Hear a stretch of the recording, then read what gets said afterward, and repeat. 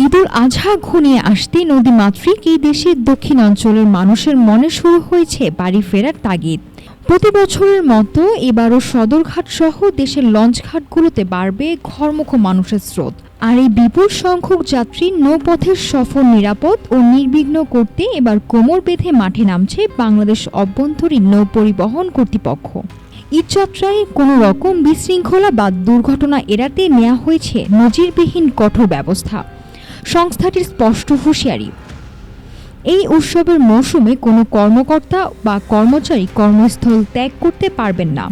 যদি কেউ দায়িত্ব অবহেলা করেন তবে পার পাবেন না কেউই। এমনকি কোনো দুর্ঘটনা ঘটলে তার দায় সরাসরি নিতে হবে কর্তব্যরত ট্রাফিক ইন্সপেক্টর ও সংশ্লিষ্ট কর্মকর্তাদের। এবার প্রতিটি টার্মিনালে নজরদারি বাড়ানো হচ্ছে বহুগুণ।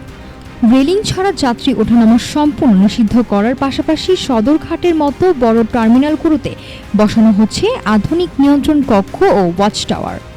জরুরি সহায়তার জন্য 24 ঘন্টা সচল থাকবে হটলাইন নাম্বার 16113। নদীপথে যে কোনো পরিস্থিতি মোকাবেলায় ঘাটে প্রস্তুত থাকবে বিশেষ টহল টিম ও স্পিডবোট। যেহেতু এখন কালবৈশাখীর মৌসুম, তাই নিয়মিত আবহাওয়ার পূর্বাভাস পর্যবেক্ষণের নির্দেশ দেওয়া হয়েছে।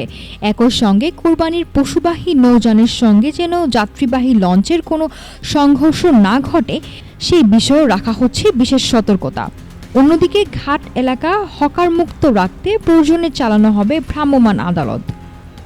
কর্তৃপক্ষের এই কঠোর নির্দেশনা এবং কাগজে কলমের এই মহাপরিকল্পনা বাস্তবে কতটুকু বাস্তবায়ন হবে তার ওপরই নির্ভর করছে লাখো মানুষের নিরাপদ ঈদযাত্রা।